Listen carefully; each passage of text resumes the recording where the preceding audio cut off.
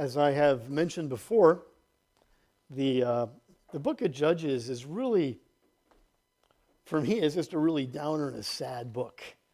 What you see is people who should know better not knowing better, and you see them continuing to reject God every chance that they get, no matter how good God is to them. God sends them a judge. The judge delivers them from the enemies that were oppressing them because of their sinfulness. And as soon as the judge dies, what do the people do? They go back to doing the very same things that were getting them in such trouble with God in the first place.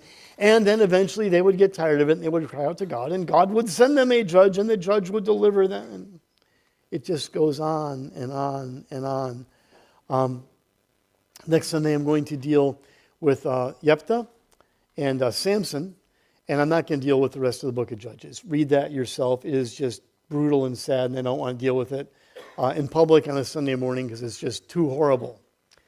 The theme that I want to communicate this morning is end well. I mean, Gideon, he had a good start. You know, the Lord is with you, mighty warrior, and, you know, he has some doubts and things like this, but with 300 guys, you know, we'll get into this, he takes out the Midianites, and they're just scared to death. A great victory! But the rest of the story doesn't go so well. It's just pretty sad. So seek to end well. Number one, be devoted. We're actually kind of doing this in reverse order. So we're doing the applications first. We'll do them again at the end. Be devoted to the Lord for all of your life. A time span. Now, to do this, you know, we sing, take time to be holy. You got to take time to know the Lord and to learn how to honor Him more and more. It's not just something that you go, oh, I think today I'll honor the Lord. You got to be serious about it. You've got to be devoted to this concept. And we're going to see that Gideon, he had some good days, but just some. Devotion must cover all aspects of life, the details of it. It's been described sometimes as you let the Lord into your house. And I'm just going to drop this down because my mom wants to see my face, not behind the microphone. Okay. Hi, Mom. Okay, so, but it's all aspects of life. Again, so if the Lord comes into your house, you don't get to say, hey, you know, Jesus, there's this particular closet, I've got some stuff hidden in there. I don't want you to see that. And that's the very room that Jesus wants to go in. And then he wants to go into the basement, you know, or the attic, the whole thing. So devotion to the Lord covers all aspects of our lives, even to how we drive our cars. All aspects must be included, so we can't leave anything out. Great moments in serving the Lord, they're great. But without core consistency, that devotion that comes from the heart, the great moments end up seeming to not matter a whole lot. How many of you know the story of Rabbi Zacharias? Great Christian apologist, wrote books, talked to people. I mean, he is on all these programs. Great ministry. But then he died. And then you find out, oh, he was doing some really nasty things. I mean, some nasty stuff. And what happens to all the good he had done? I mean, I've got Rabbi Zacharias books on my shelf, and they're good. But how can I? It's like, why did you do this? You were doing so great, and then you just ended so horribly. You got to end well. Everything, now I'm being a little harsh here, I know, but everything that Gideon accomplished was for nothing, and we'll get to that. I mean, all the good stuff that he did, 300 men, you wipe out an entire group of people. Did you know that camels eat about a bale of hay a day? And the text is going to talk about the Midianites, that they came upon the land with all their camels and stuff. And camels so much you couldn't even count them. They're decimating the land. Because they didn't have bales of hay, they just had grass and green things to eat.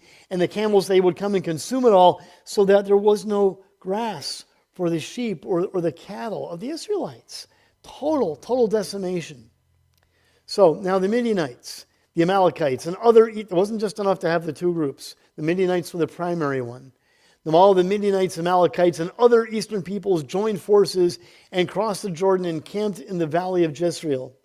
The Spirit of the Lord came upon Gideon, and the Hebrews say, it clothed Gideon. I love that expression. The Spirit of the Lord clothed Gideon, and he blew a trumpet, summoning the Abiezrites. I think that's how you say it. I heard somebody else pronouncing it differently, but for today it's Abiezrites, to follow him. He sent messengers throughout Manasseh, calling them to arms, and also into Asher, Zebulun, and Naphtali. So they all went up to meet him. We're going to get the big fighting force together to drive these people out. Gideon said to God, if you will save Israel by my hand, as you have promised. Now that's strange. Gideon is not really operating on a whole lot of faith here. Lord, if you will do what you said, if you promised, if you're actually going to do what you said, look, I will place a wool fleece on the threshing floor. I remember this story, when you're a little kid, sometimes people would bring in the fleece and stuff like that. Put it on the threshing floor. If there is dew only on the fleece and all the ground is dry, then I will know that you will save Israel by my hand, as you said. And that is what happened. Gideon rose early the next day. He squeezed the fleece and wrung out the dew, a bowl full of water. That's a lot of water. Then Gideon said to God, don't be angry with me. Let me make just one more request. Allow me one more test with the fleece. This time, make the fleece dry and the ground covered with dew. That night the Lord did so. Only the fleece was dry and all the ground was covered with dew. Don't do this. Okay? Don't do the fleecing thing. This is really an act, I think, of faithlessness by Gideon, doubting. God, if you're really going to do what you said, is that how we respond to God? Okay? Don't do this. It's not normative, and we must not expect it to be. Lord, should I do this? Lord, okay, please do this if you really want me to do this. I know you want me to do it, but if you really want me to do it, please show me a sign.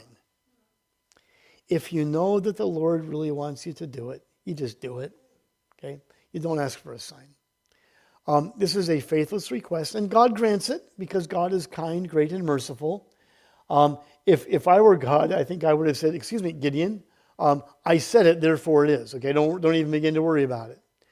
I think that we can sympathize with Gideon, however. My wife and I, we have taken over the years 4 different children into our home. And I have concluded that, God, if you ever want us to do this again, I need an appearance from the archangel himself. You got to send me Gideon, okay? Because we're kind of like aging out of this process. You got to do this. If we believed, led by the Spirit, that God wanted us to do something crazy like that again, should we ask for Gideon? Or for Gabriel, rather. Should we ask for that? No. But I'm asking, okay? We have no inclination of this, but if you know that God wants us to do something, don't ask for a sign. Just be obedient. But here, he's so nice to Gideon. I would not have been this nice. We must never use such a request to weasel out of what we clearly know we ought to do. And I think maybe that's what Gideon is doing here. Lord, this is going to be scary. I'm going to go to battle, and I'm just a young guy. I'm really good at threshing wheat in a wine press, but, the whole sword thing, that's scary. But yet God says this is what's going to happen. So, early in the morning, Jerubbaal, that's what they started to call him now, let Baal contend with him, and all his men camped at the spring of Harod. The camp of Midian was north of them in the valley near the hill of Morah. The Lord said to Gideon, you have too many men for me to deliver Midian into their hands. In order that Israel may not boast against me, that her own strength saved her, announce to the people, anyone who trembles with fear may turn back and leave Mount Gilead. So 22,000 men left. I would have been with them, I think. Well, 10,000 remained. Now, you've got 32,000 people, and you're fighting an army that just covers the land. And they got camels and horses, maybe some chariots thrown in. I don't know. But it's not good. 32,000, that's not a very good number. However, God says, if with 32,000 you win the battle, you're going to get all, proud of yourself. Yeah, we're great, man. We're bad. Look what we did. Forgetting about the Lord. So, you have 22,000 leave. Then you got 10,000 left. Oh, that's too many. But the Lord said to Gideon, there are still too many. I mean, they could be 10,000 Israelite ninjas here, just doing great stuff. There are still too many. Take them down to the water, and I will sift them for you there. If I say this one shall go with you, he shall go. But if I say this one shall not go with you, he shall not go. So Gideon took the men down to the water. There the Lord told him, separate those who lap the water with their tongues from like a dog from those who kneel down and drink. Now I remember, in Sunday school, I was taught this. If you go down by the river and you stick your face in the river and you drink, can you see the enemy coming? But if you're like a dog, or you scoop some water, lap it up, you can still be scanning the horizon. I don't know if that's significant or not, but I always thought it was cool, that concept, where the people who were chosen were the ones who were the most alert warriors, rather than the ones who just throw their face in the water. But 10,000 is too many. 300 men. 300? Seriously? Wait. Okay, I'm sorry. Can we get a bigger fleece, to really test this out again? And God says, with the 300 men that lapped, I will save you. Now notice, he doesn't say you will save. God says, I will save you and give the Midianites into your hands. Let all the other men go, each to his own place. So Gideon left, and the rest of the Israelites, let me try to read that again. It's getting small. I think I need a new prescription. I got to see Katie. So Gideon sent the rest of the Israelites to their tents, but kept the 300 who took over the provisions and the trumpets of the others. So 300. Now, if I'm with the 10,000 that's leaving, I'm going to be thinking, oh, those poor guys. Well, we're going to have to write letters home to their families.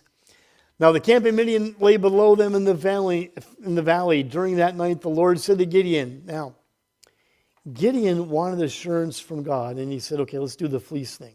God is so cool here. During the night, the Lord said to Gideon, because God's going to give him his assurance, get up, go down against the camp, because I am going to give it into your hands. If you are afraid to attack, go down to the camp with your servant Purah and listen to what they are saying. Afterward, you will be encouraged to attack the camp. So he and Purah, his servant, snuck down. They went down to the outposts of the camp. The Midianites, the Amalekites, and all the other eastern peoples had settled into the valley, thick as locusts. I hate locusts. They're so gross. Their camels could not be more than counted than the sand on the seashore. And again, agricultural decimation. Those camels are going to be chowing a bale of hay a day. If you are afraid to attack. So was Gideon afraid to attack? Absolutely. That's why he went down there. So here's a dream. Gideon arrived just as a man was telling a friend his dream. I had a dream, he was saying. A round loaf of barley bread came tumbling from the Midianite camp. It struck the tent with such force that the tent overturned and collapsed. His friend responded, now I don't know whether the guy's being sarcastic or not. But maybe he was. But he says, this can be nothing other than the sword of Gideon, son of Joash, the Israelite. God has given the Midianites and the whole camp into his hands. When Gideon had heard the dream and its interpretation, he worshiped God. I would have never figured that Gideon was a barley loaf, but that's the way the dream went. I can't help but think that the Midianites knew the stories of God's past deliverance of the Israelites, that they maybe knew the story better than the Israelites knew the story. When Gideon heard the dream, its interpretation, he worshiped God. He returned to the camp of Israel and called out, get up! The Lord has given the Midianite camp into your hands. 300 hands, 600 hands actually in this case.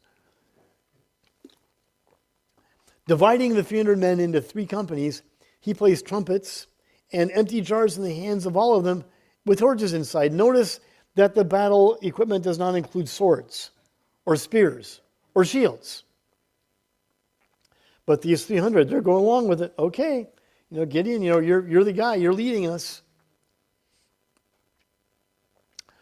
Watch me, he told them. Follow my lead. When I get to the edge of the camp, do exactly as I do.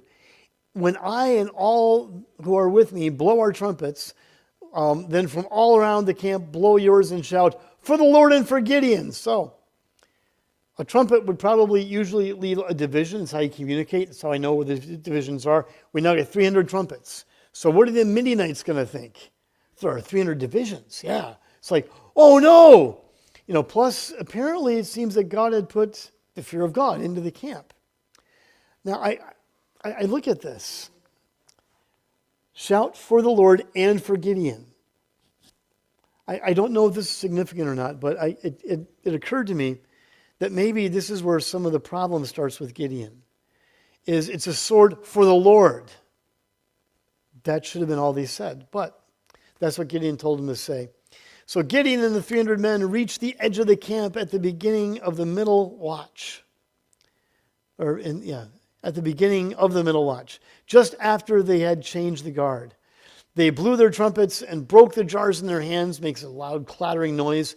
The three companies blew their trumpets and smashed the jars, grasping the torches with the left hand, holding in their right hand the trumpets they were to blow. They shouted, "The sword for the Lord and for Gideon," while each man held his position around the camp, and all the Midianites ran, crying out as they fled.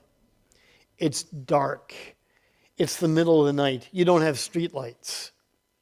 Okay, so they get out. They're running around like, I don't know, a bunch of people running around because they're terrified.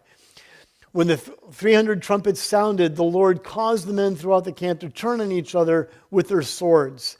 The army fled to Beth, I'm not sure how to pronounce that, but we'll say Shittah, toward Zerah, as far as the border of Abel Mahaloah, near Tabbath. Israelites from Naphtali, Asher, Manasseh were called out, and they pursued the Midianites.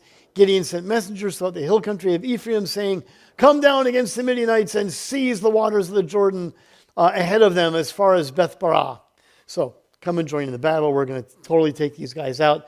So the initial battle is won by 300. The battle continues. Everybody else now comes and join in. So all the men of Ephraim were called out. They took the waters of the Jordan as far as Beth-barah. They also captured two of the Midianite leaders, Oreb and Zeb. They killed Oreb at the rock of Oreb. That's why called the rock of Oreb after they killed him there. And Zeb at the winepress of Zeb. They pursued the Midianites and brought the heads of Oreb and Zeb to Gideon, who was by the Jordan. We don't do this. We think it's really gross. Some of us remember as little children, especially as little boys, that's so cool. They're carrying their heads around. Yeah. But that was ultimate proof that indeed these men hadn't been killed. They couldn't take a picture and show it. Now the Ephraimites asked Gideon, "Why have you treated us like this? Why didn't you call us when you went to fight Midian?" And they challenged him vigorously. Very wise answer here. I like the way Gideon answers this. But he answered them, "What have I accomplished compared to you? Aren't the gleanings of Ephraim's grapes better than the full grape harvest of Abiezer? God gave Oreb and Zeb and the Midianite leaders into your hands. What was I able to do compared to you?" He really butters them up. I love that. The Ephraimites wanted some glory, and they felt bad. But okay, so Gideon takes care of it with some very wise words. Gideon and his 300 men, exhausted. This is where the story gets really sad again. They're exhausted, yet keeping up the pursuit, came to the Jordan and crossed it. He said to the men of Succoth, "Give my troops some bread. They are worn out, and I am still pursuing Zebah and Zalmunna, the kings of the Midianites." But the officials of Succoth said, "Do you already have the hands of Zebah and Zalmunna?" Boy, I got to find some other way to, okay, Fred and George, okay, those kings in your possession. Why should we give you bread? They're hedging their bets. Okay, if we help you out and you guys lose, they're going to take us out. So no, we're just going to sit back. But the officials of Succoth said, "You already have them?" "No. Why should we give bread to your troops?" Then Gideon replied, "Just for that, when the Lord has given Zebah and Zalmunna into my hand, I will tear your flesh with desert thorns and briars. I'm going to get even with you." Now, because Gideon figured, okay, we've won this. Okay, God is with us. We're wiping them out. So I made up a new word, Succothian wavering. Okay. From there, they went to Peniel, made the same request of them, but they answered as the men of Succoth had. He said to the men of Peniel, "When I return in triumph, I will tear down this tower." So Zebah and Zalmunna were in Karkor with a force of about 15,000 men, all that were left of the armies of the eastern people. 120,000 swordsmen had fallen. Gideon went up by the route of the nomads east of Neba and Jog. Boy, I should have really memorized all these words before. Anyway, that place, and he attacked the unsuspecting army. Zebah and Zalmunna, the two kings of Midian, fled. He pursued them and captured them, routing the army. Complete victory. Gideon, son of Joash, returned from the battle by the pass of Heres. He caught a young man of Succoth and questioned him. And the young man wrote down for him the names of the 77 officials of Succoth, the elders of the town. Then Gideon came and said to the men of Succoth, "Here are Zebah and Zalmunna, about whom you taunted me, saying, 'Do you already have the hands of Zebah and Zalmunna in your possession? Why should we give bread to your exhausted men?' He took the elders of the town and taught the men of Succoth a lesson by punishing them with desert thorns and briars. He also pulled down the tower of Peniel and killed all the men of the town." I think this is prideful vengeance. I mean, no, don't do this. Who is the only one who has the right, or sometimes the obligation, to do the vengeance thing? God, right? Vengeance is mine, thus saith the Lord. So he asked these guys, what kind of men did you kill? Men like you, and so on. His son won't kill them, and so Gideon steps forward and he executes them, taking the ornaments off their camels' necks. So apparently that are camels, very well decorated to go out in the battle. The Israelites said to Gideon, "Rule over us, you, your son, and your grandson, because you have saved us from the hand of Midian." Who saved them from the hand of Midian? The Lord. Now, use Gideon, but it was the Lord who did this for the people. They're crediting Gideon for what God has done. Gideon told them, "I will not rule over you. Who wants to rule over you birds? Nor will my son rule over you. The Lord will rule over you." So he's calling them. You need to be obedient to God. Let him rule over you. And he said, "I do have one request, that each of you give me an earring from your share of the plunder." It was the custom of the Ishmaelites to wear gold earrings. So they spread out this carpet, they give them, and they end up with 43 pounds of gold. That is worth like $2.5 million in today's, that's a lot of money. Now, we think of how much is it? It's about a quart. So think of a quart jug. Not a whole lot of gold, okay? But Gideon made the gold into an ephod, which he placed in Ophrah, his town. We don't know exactly what this is. We know that the priestly ephod was something that he would wear and had different stones representing the 12 tribes. It was a priestly piece of clothing. And I don't know why Gideon thought he needed to make a priestly piece of clothing. But he made this and he placed it. He didn't wear it. He placed it there. This is pathetic. All Israel prostituted themselves. They're worshiping the ephod. This is foolish. This is dumb. It became a snare to Gideon and his family. As soon as it was getting worshipped, as soon as it was becoming a snare to Gideon and his family, he should have taken a ship on the Mediterranean, down in the depths of the deep, deep sea. I lay the ephod that I made so foolishly, okay? And just get rid of the thing. But it became a snare. They're so desperate. These people, they're going to worship anything other than God. Thus Midian was subdued before the Israelites and did not raise its head again.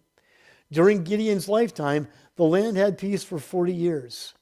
Jerubbaal, son of Joash, went back home to live. He had 70 sons of his own, for he had many wives. What? Didn't God warn the leaders about this in Scripture, in Torah, to not do this? Because the many wives, they're going to lead you astray. Look what happened to Solomon. We'll get there eventually. And then verse 31, this is pathetic. His concubine who lived in Shechem also bore him a son, whose name was Abimelech. Gideon, son of Joash, lived to a good old age and was buried in the tomb of his father, Joash, in Ophrah of the Abiezrites. I can't figure this part out. 70 sons. He had many wives. And then he's got a concubine on the side as well. This is pathetic. No, we don't do this. Now, we're not really going to deal with Abimelech. I encourage you to read that. But just let me read for you a little bit of the beginning of Abimelech. It's not good. Abimelech came into existence. Why? Because all the wives were not enough for Gideon. He had to have a concubine on the side up in Shechem. Abimelech, son of Jerubbaal, went to his mother's brothers in Shechem and said to them and to all his mother's clan, "Ask all the citizens of Shechem, which is better for you, to have 70 of Jerubbaal's sons rule over you, or just one man?" Me. "Remember, I am your flesh and blood." When the brothers reported all this to the citizens of Shechem, they were inclined to follow Abimelech. For they said, "Oh, he is our brother." They gave him 70 shekels of silver from the temple of Baal-berith. Again, the people, they set up a whole new temple to Baal-berith. Abimelech used it to hire reckless adventurers. Think of a bunch of thugs running around doing thuggish things. They became his followers. He went to his father's home in Ophrah, and on one stone murdered his 70 brothers, the son of Jerubbaal. Because he had to have a concubine someplace else. He had to be the exception. He had to do this. Because he did that one thing, all of his other sons except for one died. The one who was able to escape, and he sends a condemnation to the people who are doing this. Gideon did not end well. And then the finale. No sooner had Gideon died than the Israelites again prostituted themselves to the Baals. They set up Baal-berith as their god. They did not remember the Lord their God, who had rescued them from the hands of all their enemies on every side. They also failed to show any loyalty to the family of Jerubbaal. That is, Gideon, in spite of all the good things they had done for them, killed all of his sons. This is not, he did not end well. He should have. And so we need to seek to end well, not like Gideon. Not to have the good that God has done for us sort of erased, laid aside because we did not end well. Be devoted to the Lord for all of your life. Now, some of us have lived a lot of our lives. We are on the latter part of our lives. Don't stop. Continue to serve and to honor the Lord, that you and I might end well, that we will leave this godly heritage so that our children and our grandchildren, and maybe if the stories get passed on to our great-grandchildren, could say, "My great-great-grandparents, they served the Lord." Wow. And we have this history of serving the Lord. In my family, I can go back up to Escanaba, to the Olsons. Okay? And then I can go to my grandma, my grandpa. Then I can go to my parents. And then there's us folks. And then there's our kids and grandkids. Hopefully there is a generational impact of the gospel of Jesus Christ that people can always look back and say, well, it seemed to work for their family. Maybe we should consider Christ. We cannot go to what the world has to offer us. For the length of our days, may we serve the Lord. Okay? Devotion has got to cover everything. You can't leave exceptions. Somehow Gideon must have thought he was the exception. And it destroyed his family, destroyed his legacy, destroyed his heritage. All the good that he had done. As soon as he died, it's out the window. Great moments are great. I mean, we love to have those times when we say, wow, Lord, this was so great. I mean, this has been a great time span, time spent in my life of serving you and honoring you. I think I'm going to take a break now. But, it was good. It was good while it lasted. And Lord, thank you for that. Never stop. Okay? Great moments are the exception. The essence of a life is seen in the grind and continuing to serve the Lord throughout your entire lifespan. At times, hey, you're going to get discouraged. Okay? As we age, our bodies are going to wear out more and more and more. Do we stop? do we say, Lord, my body's wearing out? No, he said, my body's wearing out. How can I serve the Lord with a worn out body? I'm going to do this. Finally, keep throwing out the gods in complete devotion, as in Deuteronomy chapter 6 and Philippians chapter 3, and carry the cross of Christ well. Deuteronomy 6, we've been there. Love the Lord your God with all your heart, soul, mind, and strength.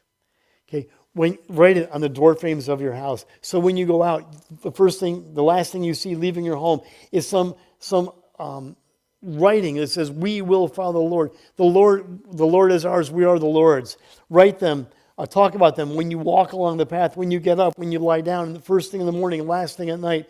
As you go, write them on your gates, agrarian society, as you go to work.